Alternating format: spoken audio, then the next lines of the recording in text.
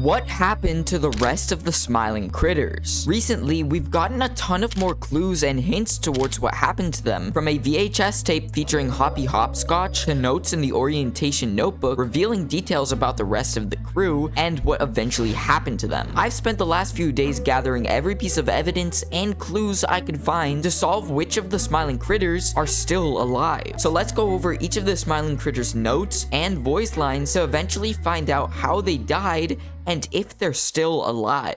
Bubba Bubbaphant, for example, is described in the orientation notebook as the smart and intelligent one of the group who has a very good memory. Actually, this is specifically called out in the notebook as he's alluded to know things that people really don't want to be reminded of. This could be something to do with the Hour of Joy, or perhaps he has the ability to fully remember who he was before being turned into this toy in Chapter 3. So reminding other toys who they were might not sound very appealing. In Chapter 3, his cardboard cutout begins to scream as soon as he tries to let us know what he remembers about us. I'm Bubba Bubbaphant. Hey, I remember you. Want to know what I remember about you?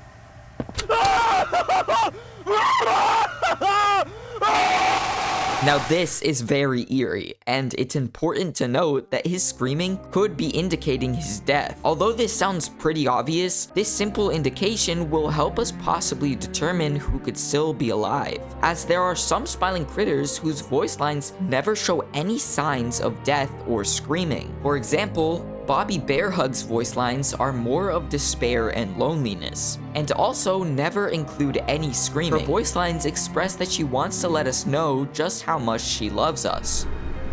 Hi, I'm Bobby BearHug. Want to know how much I love you? Towards the end of her voice lines, however, it seems like she doesn't want us to leave her. I'm lost without you. I've been lost a long time. Please, take me with you this time. You won't leave me, will you? And that's exactly how her voice lines end. No suffering, no screaming, nothing. But there's a much deeper meaning to the fact that we never hear anything further from her. In the orientation notebook, we actually have a report on Bobby BearHug's Bigger Bodies Initiative experiment. It seems like Bobby was actually one of the first smiling critters to be turned into a bigger body. As the note reads, work will need to be done to perfect the bigger body formula we began with Boxy. Each iteration improves on the former. However, if we're able to meet the good of Dr. Sawyer and produce bigger bodies that we can integrate into a factory setting, then more work needs to be done. This note was made to detail the experimentation on Bobby BearHug. The reason that she is described to need more work so that they can perfect the bigger body formula is because of the way that Bobby BearHug started acting when she was first created as a bigger body. In the same page, we get a report on her behavior as soon as she was first created. Quote, several hours after awakening, she tried to stand up and walk to the other side of the cell, but couldn't keep her balance. She looks to be searching for help, continuing to spasm. She's trying to scream, but has no voice. She's silent. I'm not sure if she knows she's making any sound. This one is an extremely sad description of Bobby BearHug, not only because of her loss of balance, but also because of her inability to speak or scream, which only brings us more questions towards her survival. If we didn't hear any screams from her cutout, is it because she's still alive and never faced anything overly violent to be included in these cutouts? Or is it because she was never able to scream in the first place? And by looking back at the entirety of her voice lines, it seems the note, I'm not sure if she knows she's making any sound, is shown here, as the way she speaks kind of sounds like she's trying to get a reaction out of us, to see if we can hear her, all to let us know that she's been lonely for a very long time. Perhaps this is hinting at the fact that she was the first of the smiling critters to be created, or perhaps there's something more. In the orientation notebook, we see a sketch of Bobby BearHug, presumably made to represent how she was acting in the description that was provided. We can see that she's laid down, as her lack of balance doesn't let her stand up, and the walls around her kind of look like that of a cell, similar to the ones that we find in Chapter 4. Not to mention that in her description, Bobby is literally noted to be locked in a cell. Perhaps if Bobby BearHug is still alive, we could end up returning to the prison and finding her locked away. All that's to say that even though we don't have much information on these smiling critters, the little information that we do have is very important and can be used to find key points as to what happened to these critters. For example, PickyPiggy's case is pretty straightforward. Her character is described as, well, picky. She's the one in the group to be very focused on food and eating up as much as she desires. Her voice lines mirrors this perfectly, eating anything she comes across. Hi there, I'm PickyPiggy. Let's eat. Roast beef, delicious. Grilled chicken, down the hatch. Seared elephant, yum. Played unicorn, mmm. And eventually turning to us for a food source. Still hungry. Hey, what do you say you and I be friends? So what does this mean for PickyPiggy? Well, we know in chapter 4 that in the safe haven, all the characters are trying to change their diet to tailor less towards flesh and more towards safe and normal foods. However, it's highly unlikely that if PickyPiggy was ever a part of the safe haven, that she would follow these rules, as she's known to eat anything and everything that she can get her hands on. Possibly, PickyPiggy might have ended up starving from eating so much of anything that she could get her hands on that she eventually ran out of food and starved. We know there's a shortage of food and flesh for the toys in the Playtime Factory to eat from the fact that Doey's first voice line when meeting us is, "Now that hit the spot. I haven't eaten in weeks." So although this points to the fact that toys can obviously survive for a long time without eating, I think it's still a possibility that PickyPiggy might have ran out of food and eventually starved. So at least for PickyPiggy, her survival is not really confirmed. However, let's look at someone who we basically do have confirmed is dead. KickinChicken. KickinChicken is described as being the cool kid of the crew, able to push through anything life throws at him. However, his voice lines are quite a curveball. What's going on here is pretty confusing. I think what might have happened to KickinChicken is clearly going outside, wherever outside may be, led to his death. Perhaps during the hour of joy, KickinChicken tried escaping the factory to find a chance at freedom, only to be caught and killed by the humans on the outside. As soon as KickinChicken's cardboard seems to step outside, all we can hear are his final screams. Hey, I'm KickinChicken! Wanna go outside and hang out? I've never been outside before. Will you come with me? I'm scared. Here, follow me. I'll step out first.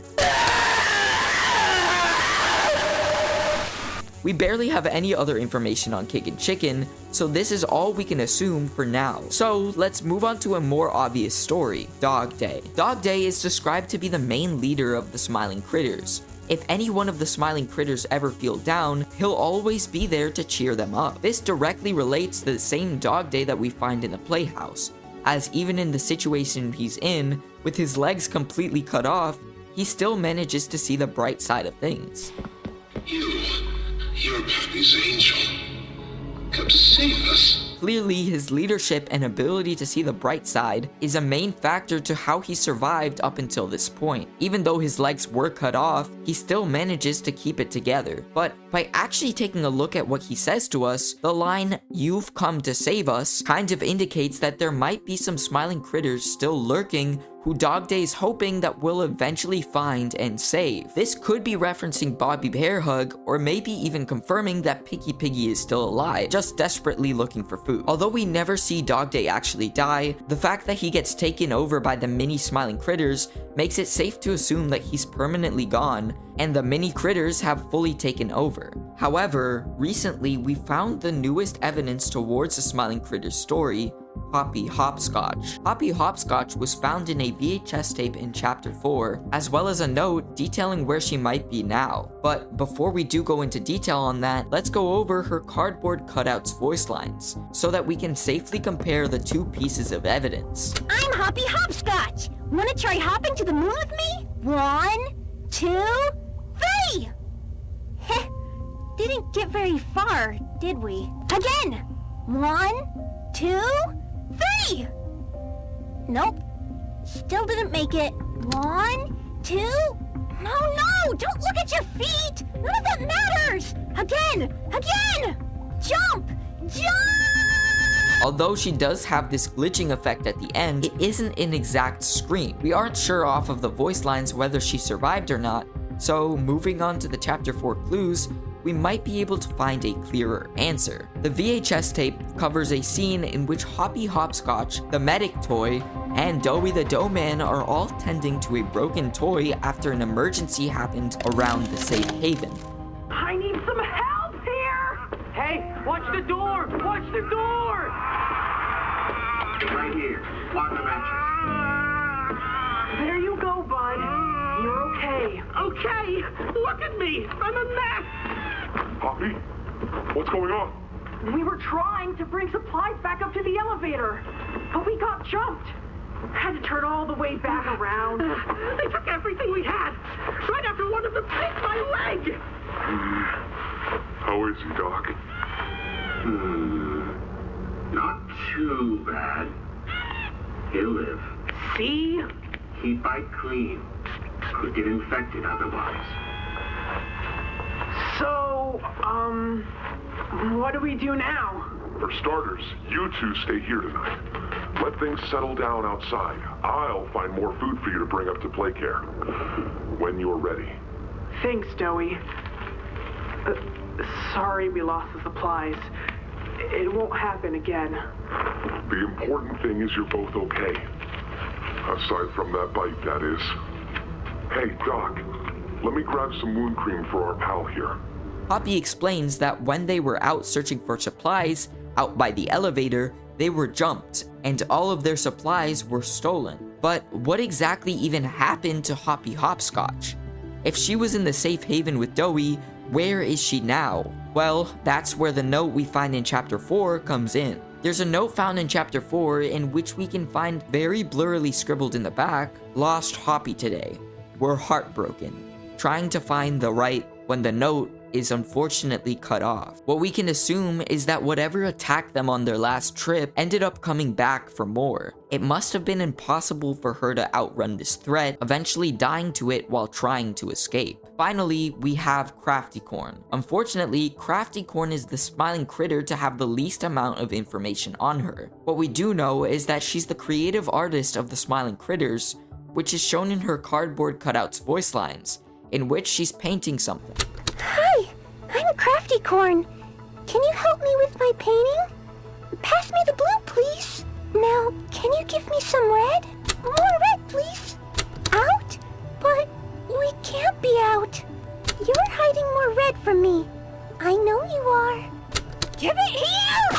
Her constant begging for red eventually leads to her corrupt screaming, which could indicate that she became obsessed with blood or flesh, or perhaps became addicted to the red smoke Catnap breathes, ultimately making her walk right into Catnap's grasp, where she was ultimately killed. And there is the story and lore behind every smiling critter there is. As for Catnap, I don't really think he counts as a smiling critter, since he was taken off the main crew and is clearly separated from the rest. But let me know down in the comments which of these critters you think is still alive, and if you think we might end up meeting them in the next chapter. And hey, while you're here, I just launched channel memberships. It's a cool way to support me while getting an on-screen shoutout at the end of videos, and even joining a private Discord to give me your theories and chat with me. Anyways, that's all for today. Thanks for watching.